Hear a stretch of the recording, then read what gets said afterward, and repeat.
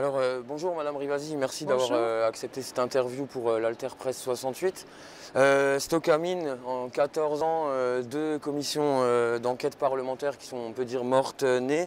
François de Rugy, après Nicolas Hulot, a décidé l'enfouissement définitif des déchets toxiques au fond d'une ancienne mine à Wittelsheim, sur le site Stocamine. Simplement, que faire là, maintenant, aujourd'hui? Mais d'abord, on ne peut pas rester dans cette situation parce que d'avoir stocké à 600 mètres de profondeur dans des anciennes mines de potasse, c'est absolument pas sûr, contrairement à ce qui avait été dit par les autorités. La preuve, c'est que quand il y a eu un incendie en 2002, ça a arrêté tout stockage, dans la mesure où cet incendie, normalement, il ne devait pas y avoir des déchets à base d'engrais inflammables, et pourtant, vous voyez qu'ils ont été mis. Bon. Et là, le gros risque, c'est la contamination de la nappe phréatique qui est au-dessus, et qui est une nappe qui est très importante, puisque c'est une nappe à dimension européenne. C'est la plus grande d'Europe. C'est la plus grande d'Europe, et surtout, c'est que ces 40 000 tonnes de déchets toxiques, ça contient des trucs pas possibles. De l'arsenic, du mercure, du plomb, de l'amiante. Donc il faut les sortir. On ne peut pas laisser, si vous voulez, ces déchets dans ces endroits qui sont à risque. Parce que quand je suis allée sur place, il y avait déjà des effondrements de toits. Et puis il y a toujours des infiltrations d'eau. Donc au bout d'un moment, cette eau, elle va passer dans les nappes. Donc il faut vraiment le sortir. Alors la position de François de Rugy, c'est vraiment un ministre d'une transition d'escroquerie. Parce qu'il sait très bien, il sait pertinemment qu'on ne peut pas les laisser là. Sauf que parce que ça coûte cher, parce qu'il faut savoir où on va les stocker, il préfère carrément bétonner. Mais mettre du béton dans des anciennes mines de sel, le béton va se désagréger au bout d'un moment. Vous voyez, le béton, ce n'est pas quelque chose d'immuable dans le temps. Donc c'est la plus mauvaise solution. Déjà, Ségolène Royal, en 2012, avait commencé à sortir tous les déchets toxiques à base de mercure, parce que le mercure, c'est très dangereux pour la santé.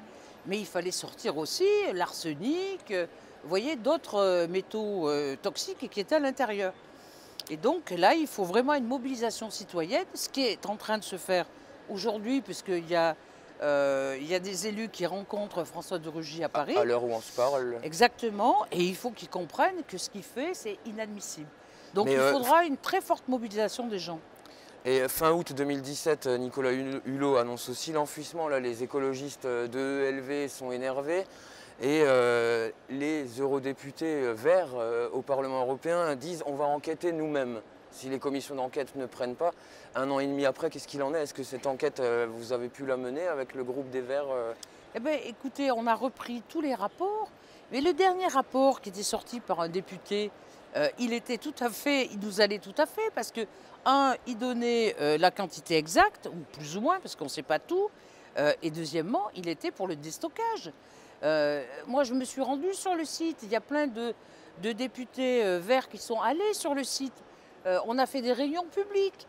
Mais vous voyez qu'à un moment, il faut que les gens comprennent que si on laisse ça, c'est un cadeau empoisonné pour les générations futures. Et que si quand la nappe est contaminée, c'est impossible à décontaminer une nappe phréatique. Donc vraiment, il y a une urgence et il ne faut pas accepter la position et le bétonnage de François de Rugy. C'est inadmissible parce que mettre des tonnes de béton, d'abord ça coûte cher, il vaut mieux que cet argent soit pour le déstockage. Et il faut le faire très vite parce que plus on attend, plus, voyez, les toits à base de sel s'effondrent sur les déchets. Et donc vous l'avez dit, aujourd'hui mobilisation citoyenne, surtout à l'appel de Bruno Fuchs, un député alsacien, qui a dit maintenant le reste c'est avec les citoyens. Une mobilisation réussie aujourd'hui d'après les réseaux sociaux. Et faut-il continuer? Faut-il bloquer définitivement alors Il faut bloquer, il faut empêcher qu'ils bétonnent ce site et il faut pousser tous les élus pour qu'ils demandent au niveau du gouvernement, quitte à court-circuiter François de Rugy, qui est vraiment, c'est inadmissible son positionnement, pour qu'on ressorte tous ces déchets et qu'on les stocke. On les stocke en surface ou en subsurface. Quelles sont les solutions là qui existent, qui sont peut-être utilisées dans d'autres pays, ou est-ce que la solution c'est d'aller tout balancer en Inde? Non, enfin, quelles seraient les solutions en extérieur? Écoutez, quand Ségolène Royal a déstocké les déchets à base de mercure, elle les a envoyés en Allemagne. Parce qu'en Allemagne, il y avait des sites, si vous voulez, d'entreposage de déchets à base de mercure. Mais on peut trouver un site en France où on va entreposer, on parle ça de, vous voyez, c'est pas définitif, c'est qu'on entrepose ces déchets dans un endroit qu'on peut contrôler en continu. On n'a pas le choix, c'est nos déchets, donc on gère nos déchets. Merci.